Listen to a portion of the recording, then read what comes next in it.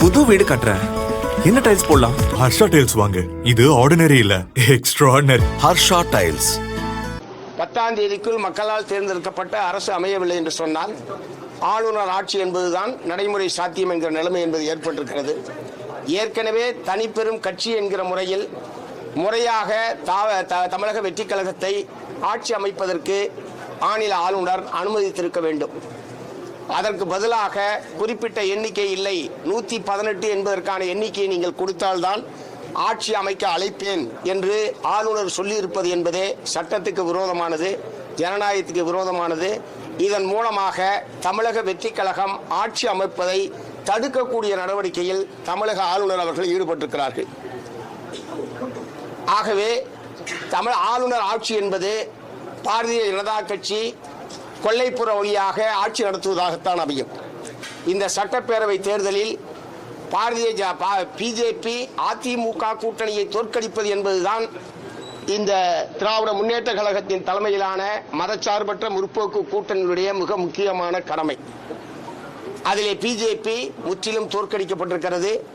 ஒரே ஒரு இடத்தில் மட்டும்தான் அவர்கள் வெற்றி பெற்றிருக்கிறார்கள். ஆகவே தேர்தலில் தோல்வியடைந்தாலும் ஆளுநர் மூலமாக தமிழகத்தில் ஆட்சியை நடத்துவது என்கிற நோக்கத்தோடு தான் ஒன்றிய பாஜக இத்தகைய முயற்சிகளில் ஈடுபட்டிருக்கிறது என்று நாங்கள் குற்றம் சாட்டுகிறோம். ஆகவே கொல்லைப்புற வழியாக ஆட்சி நடத்த துடிக்கக்கூடிய பாரதிய ஜனதா கட்சியினுடைய இந்த நோக்கத்தை முறியடிக்க வேண்டும் என்கிற நோக்கத்தோடு தமிழக வெற்றிக் கழகம் ஆட்சி அமைப்பதற்கு இந்திய கம்யூனிஸ்ட் கட்சியும் மார்க்சிஸ்ட் கம்யூனிஸ்ட் கட்சியும் ஆதரவு அளிப்பது என்று நாங்கள் தீர்மானித்திருக்கிறோம்.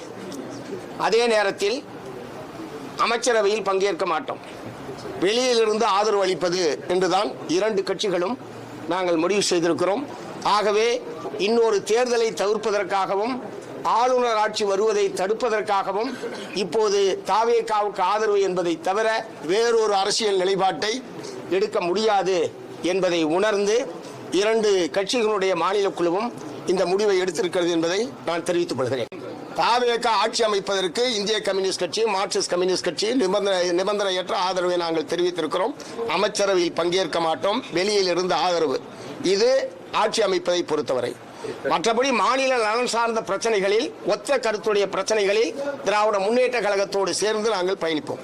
விஜய் ஆட்சி அமைக்க கூடாது என்று திராவிட முன்னேற்ற கழகத்தினுடைய தலைவர் எங்கேயுமே சொல்லல. அவர் ஆட்சி அமைக்கட்டும், நாங்கள் எதிர்கட்சியாக இருந்து சிறப்பான எதிர்கட்சியாக செயல்படுவோம் என்றுதான் திராவிட முன்னேற்ற கழக தலைவர் அறிவித்திருக்கிறாரே தவிர தாவேகா ஆட்சி அமைக்க கூடாது என்று எங்கேயாவது சொல்லியிருக்காரா? திமுகவுடைய எங்களுக்கு இருக்கு. we are independent party. CPM CBI எங்களுடைய கட்சியினுடைய அரசியல் நிலைப்பாட்டை நாங்கள் எடுத்திருக்கிறோம். இது திமுகவுடைய ஒப்புதல், திமுகவுடைய அனுமதி இருக்கான்னு கேட்கிற பிரச்சனை எங்க வருது?